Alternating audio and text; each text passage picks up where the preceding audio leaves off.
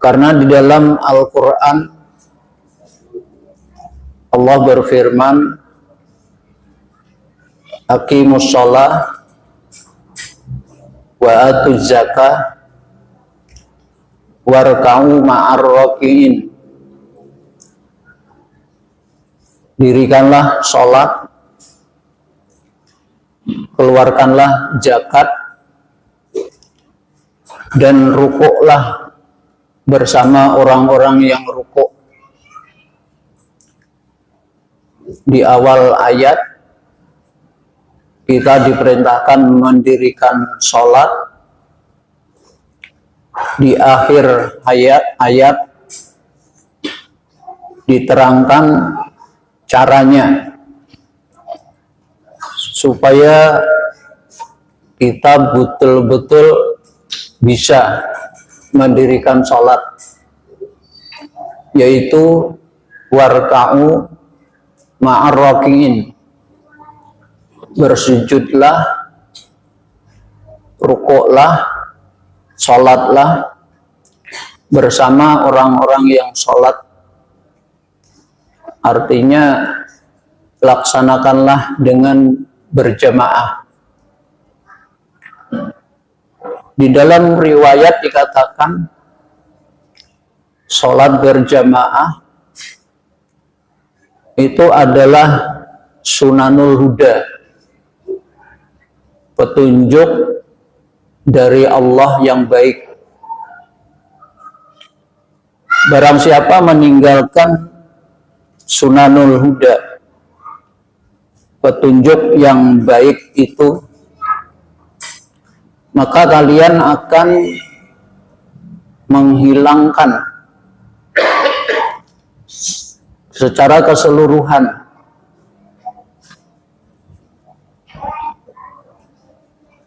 di dalam Al-Quran dikatakan, celakalah orang yang sholat, fawailul lil musallin, bukan tidak sholat, celakalah orang yang sholat, alladzina hum an sholatihim sahun, yaitu orang-orang yang lalai terhadap sholat mereka. Para sahabat menerangkan, bukan tidak sholat, tapi mereka mengerjakan sholat zuhur menjelang asar, mengerjakan sholat asar menjelang maghrib. Bahkan banyak yang mengerjakan sholat subuh setelah matahari terbit. Sebabnya apa? Sebabnya adalah karena meninggalkan sunanul huda, warka'u ma'ar raki'in, rukuk bersama orang-orang yang rukuk, sholat berjamaah. Ada seorang sahabat, di dalam hadis itu diterangkan bahwa dia mempunyai hal-hal yang memberatkan untuk sholat berjamaah, untuk mendatangi masjid.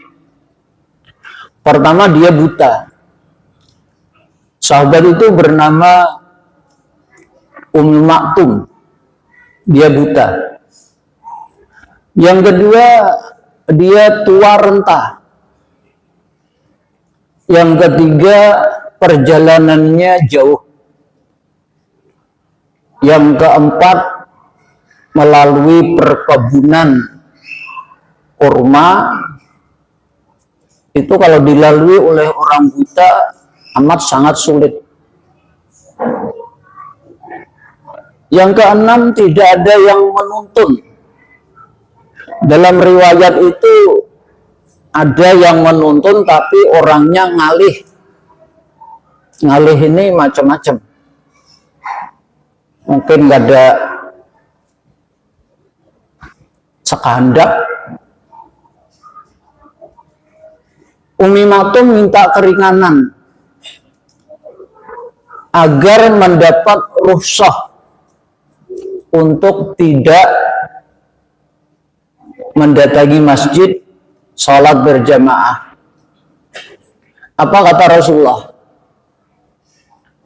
Kamu dengar panggilan azan enggak? Ya Rasulullah, dengar. Penuhilah.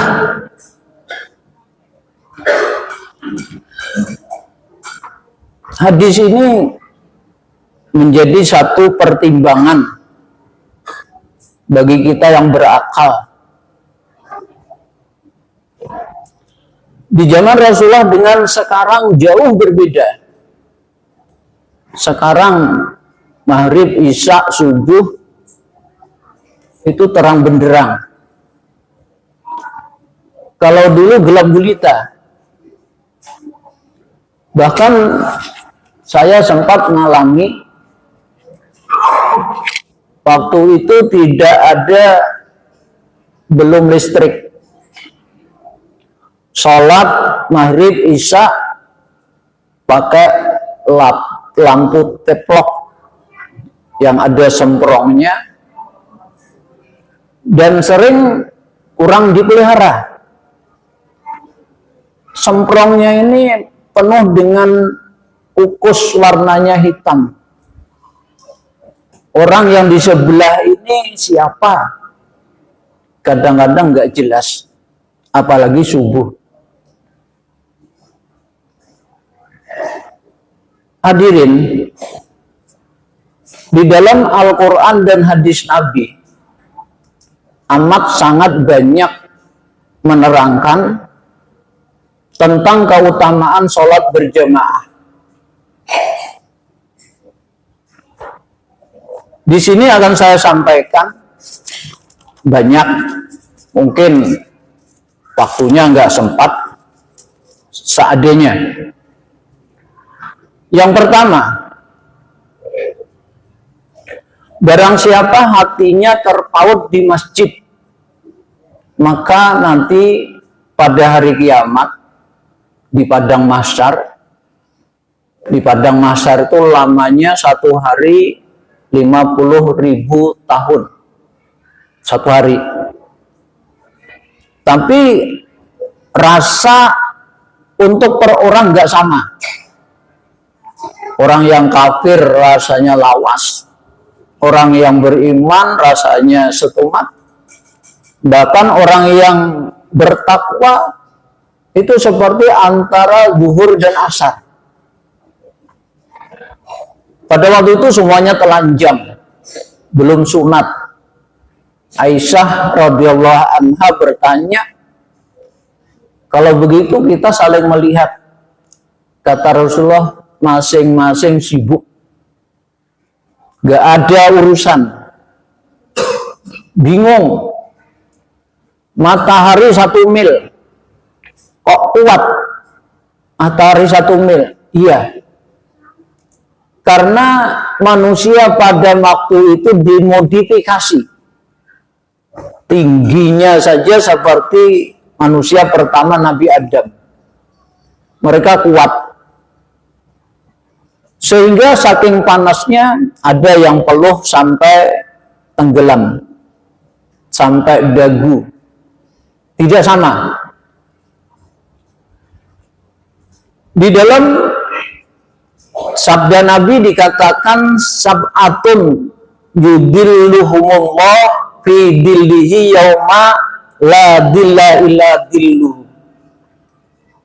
Terdapat 7 golongan yang akan mendapatkan naungan dari Allah pada hari tidak ada naungan kecuali naungannya.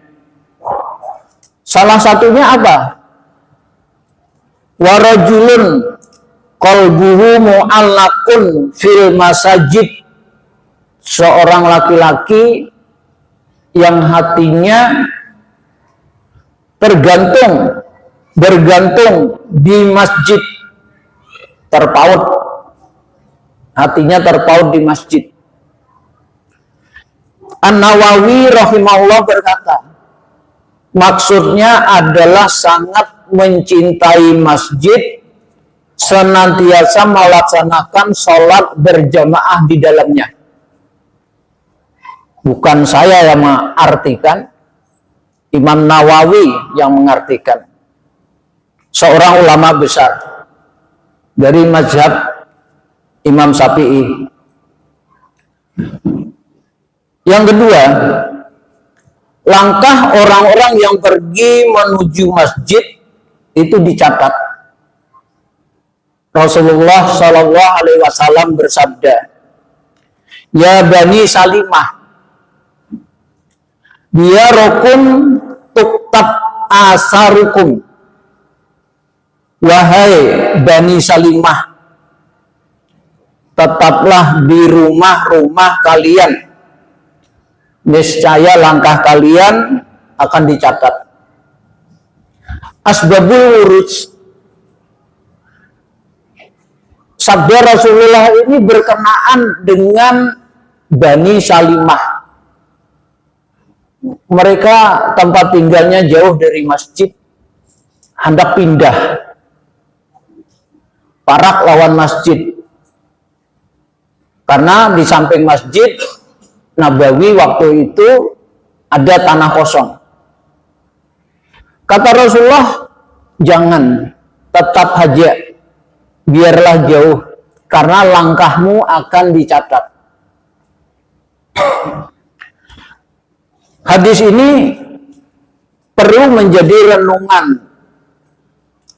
Artinya bagi kita yang rumahnya dekat dengan masjid. Kemudian yang ketiga, Allah Ta'ala menetapkan pahala bagi orang yang berangkat menuju masjid dan pulang ke rumahnya. Rasulullah bersabda, "Ma yasuruni anna manzili ila janbil masjid, inni uridu ayyuk tabali man saya ilal masjid wa ruju'i idza raja'tu ila ahli." Aku tidak ingin rumahku berada dekat masjid. Aku ingin agar ditetapkan pahala bagiku dari langkahku ke masjid dan dari langkahku saat kembali ke rumahku. Maka Rasulullah SAW berkata kepada orang tadi, yaitu orang dari kaum Ansor, "Qad jama'allahu laka dzalika kullah." Allah telah mengumpulkan itu semua untukmu. Hadis riwayat Muslim. Kemudian yang keempat, sholat jamaah adalah sebab terhapusnya dosa dan diangkatnya derajat. Rasulullah SAW bersabda, "Ala adullukum ala yamhullahu bihil khotoya wa yarfa'u bihid darajat." Maukah aku tunjukkan kepada kalian sesuatu yang dengannya Allah Ta'ala akan menghapus dosa-dosa dan mengangkat derajatmu? Para sahabat berkata, "Mau ya Rasulullah." Kemudian Rasulullah bersabda, "Isbagul wudu alal makarih wa kasratul khuta ilal masajid wantidarus sholati ba'da sholah fadzalikum ribat fadzalikum ar-ribad." Menyempurnakan wudu ketika dalam keadaan sulit. Sulit di sini para ulama mengatakan diantaranya pada musim dingin. Memperbanyak langkah menuju masjid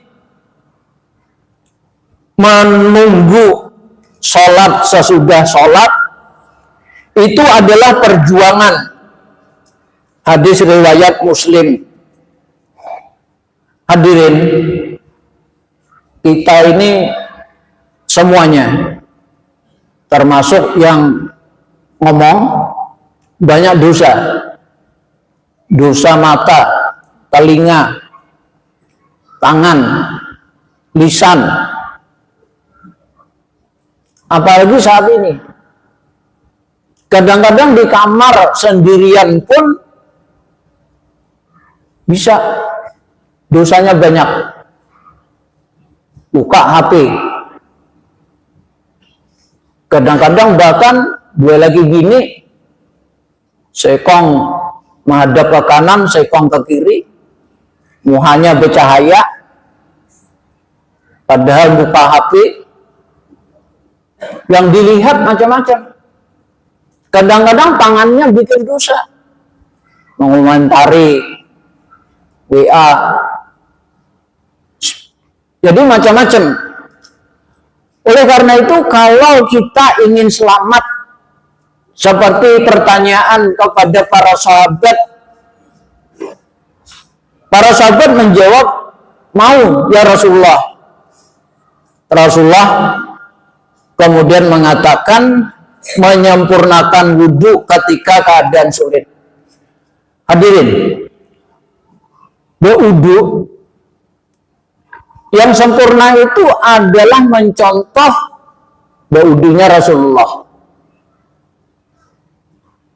Kemudian di dalam wudhu ini, kalau kita mencuci kumur-kumur dosa yang dilakukan oleh lisan, ini keluar bebarengan dengan air wudhu yang kita tumpahkan. Kita basuh muka, ini dosa mata, dosa telinga, semuanya ini akan hilang. Cuci kepala, tangan, kaki. Jadi oleh karena itu, apabila kita memahami permasalahan-permasalahan yang seperti ini, insya Allah pian akan senang berwudu, sehingga ada orang yang mampu mengerjakan sunnah Rasul, berwudu, batal berwudu, bahkan hendak tidur pun berwudu. Ini sunnah Rasul. Jadi hal itu bisa dilaksanakan kalau kita semakin mengetahui hal-hal yang berkaitan dengan wudu. Kemudian memperbanyak langkah menuju masjid. Hadirin, ada seorang ulama cerita, punya rumah berseberangan masjid. Waktu dia pergi ke masjid, menghitung langkahnya. Ternyata 50 langkah. Cuma 50 langkah. Kalau ulun lebih 50. Jadi setiap langkahnya itu, di dalam hadis lain diterangkan, satu langkah dosa diampuni, langkah berikutnya derajat dinaikkan. Jadi hadis tadi adalah riwayat Muslim. Kemudian di dalam hadis lain dikatakan, man roha ilal masjidil jamaah fa khotwatun tamhu sayyi'ah wa khotwatun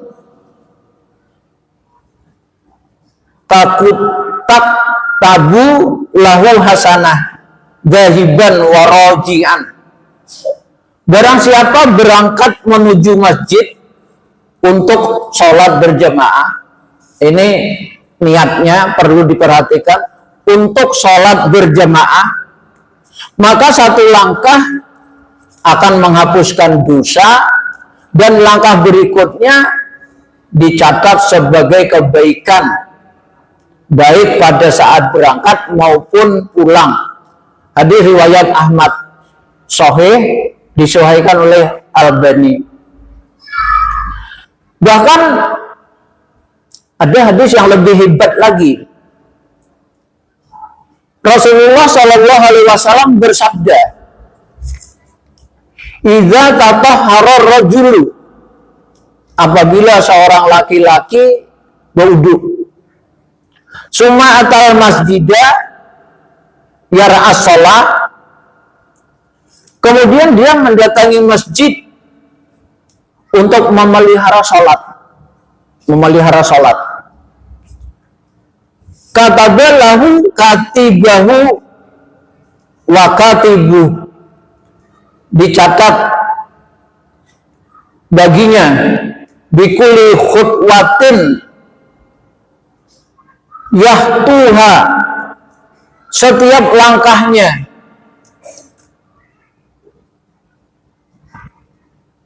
ilal masjidi asra hasanat, dengan 10 kebaikan.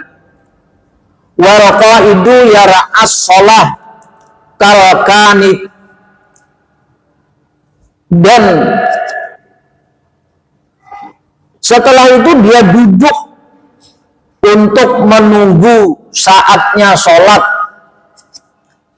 Jadi begitu masuk masjid, dia duduk menunggu saatnya sholat, itu dicatat sebagai orang yang sholat.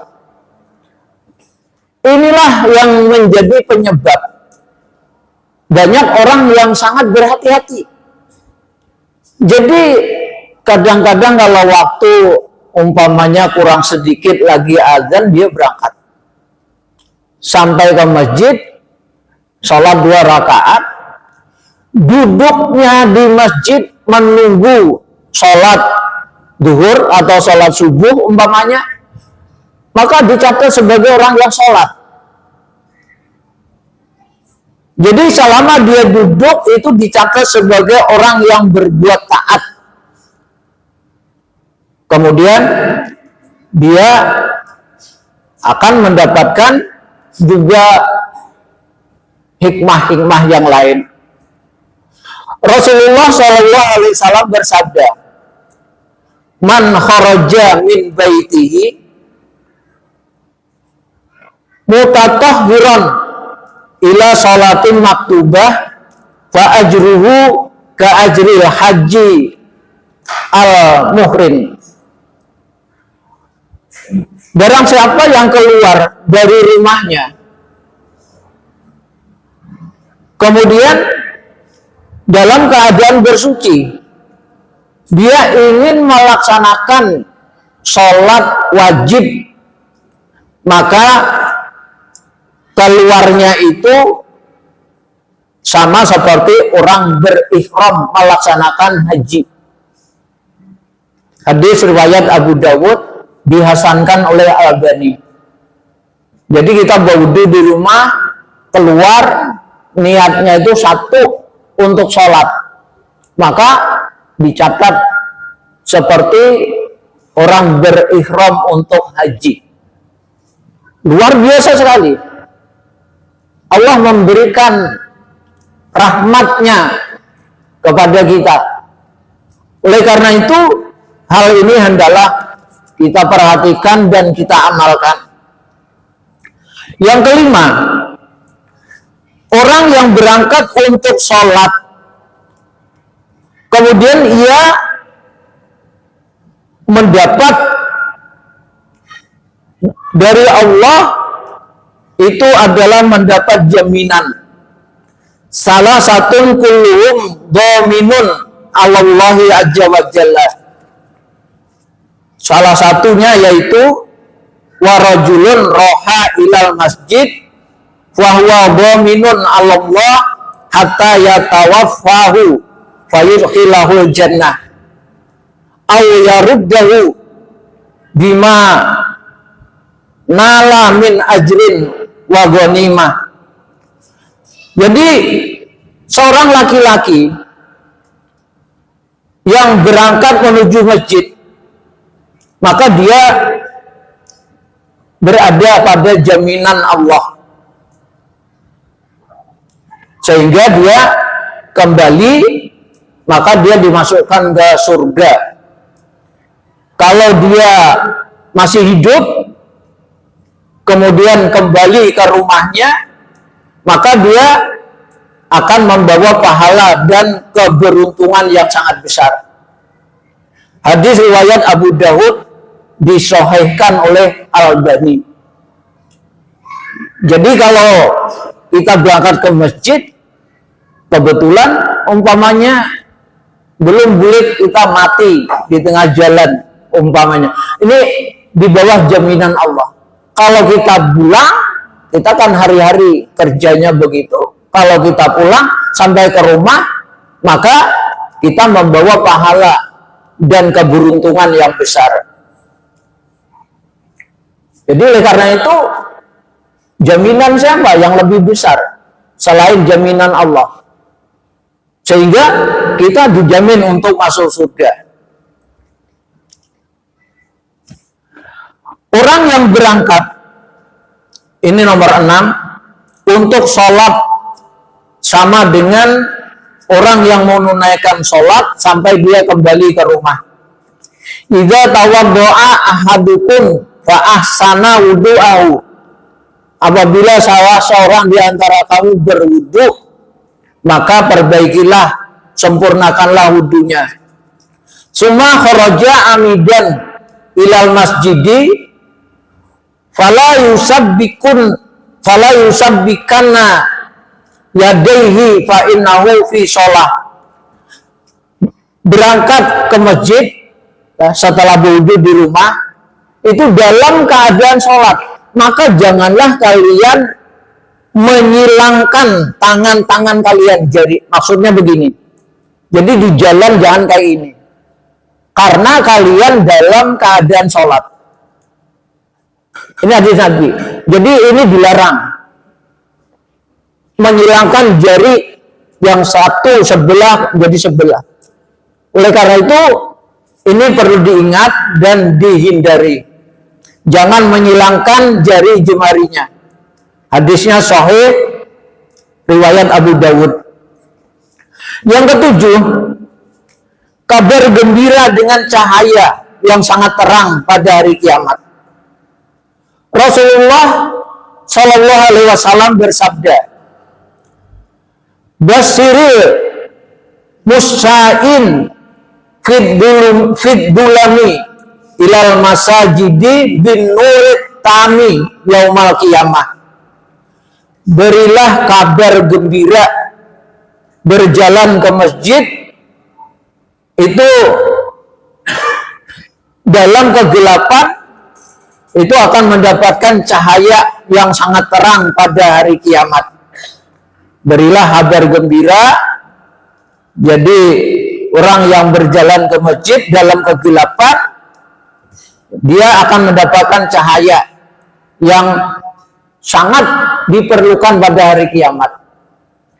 Hadirin, di hari kiamat itu antara orang beriman cahayanya berbeda-beda. Kalau orang rajin sholat ke masjid, mendatangi jamaah, itu cahayanya sangat besar di mukanya dan di sebelah kanannya. Dan waktu meniti sirat, cahaya ini sangat diperlukan.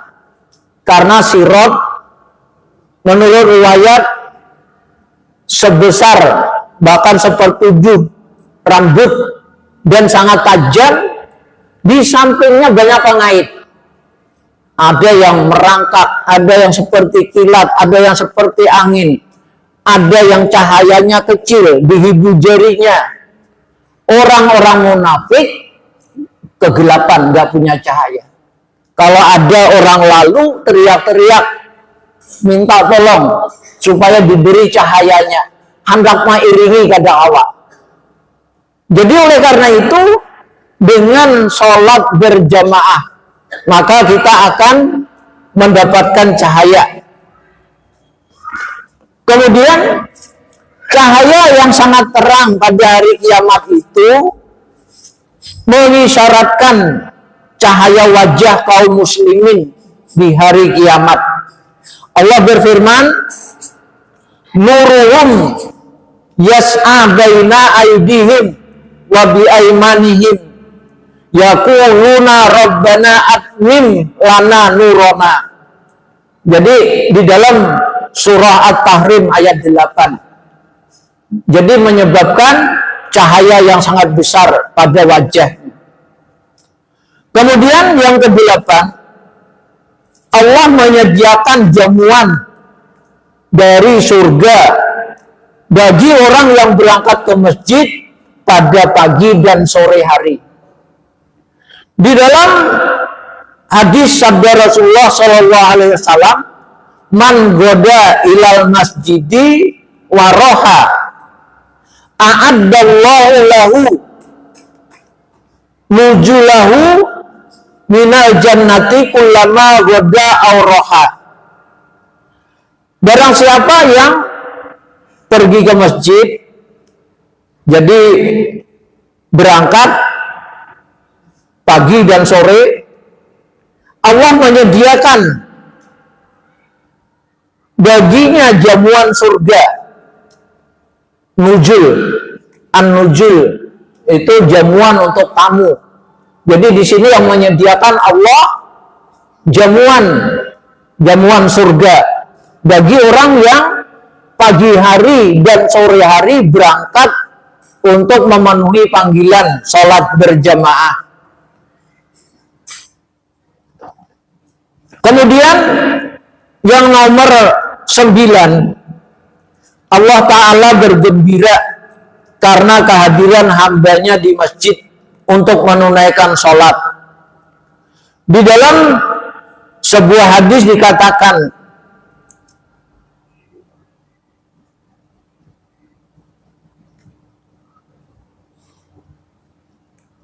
la yatawaddo'a ahadukum fayuhsinu wudu'ahu. Orang yang berwudu dan memperbaiki wudunya, wa yusbighu dengan sempurna, summa ya'til masjidah la yuridu illa sholah, yang diinginkan hanya untuk sholat, illa tabasbasallah, Allah akan gembira menemui saudaranya, menemukan saudaranya yang seperti itu. Kama yatabasbasu ahlul ghaib bitolaatihi, seperti gembiranya orang yang mendapati saudaranya yang ada jauh. Seperti kita umpamanya punya saudara, rumahnya jauh, kemudian ketemu, gembira sekali. Begitulah Allah sangat gembira kepada orang yang berwudu di rumahnya, kemudian pergi melaksanakan sholat berjamaah. Kemudian yang ke-10 adalah keutamaan menunggu untuk sholat. Rasulullah SAW bersabda, ahadukum ma qa'ada yang tadiru sholat. Salah seorang di antara kamu yang duduk menunggu waktu sholat, fi sholat, jadi di dalam sholat, malam yuhdis, selama dia tidak berhadas, wudunya tidak batal. Seperti umpamanya kita saat ini habis sholat maghrib menunggu sholat isya, selama tidak batal. Kalau batal berwudu lagi, masuk lagi. Nah, di sini kita akan dicatat sebagai orang yang selalu sholat. Mudah-mudahan bermanfaat bagi kita. Sebenarnya sampai 30 keutamaan yang baru disampaikan, baru 10. Mudah-mudahan Allah mengampuni kesalahan dan dosa kita. Subhanakallahumma wa bihamdika asyhadu an la ilaha illa anta astaghfiruka wa atubu ilaik. Assalamualaikum warahmatullahi wabarakatuh.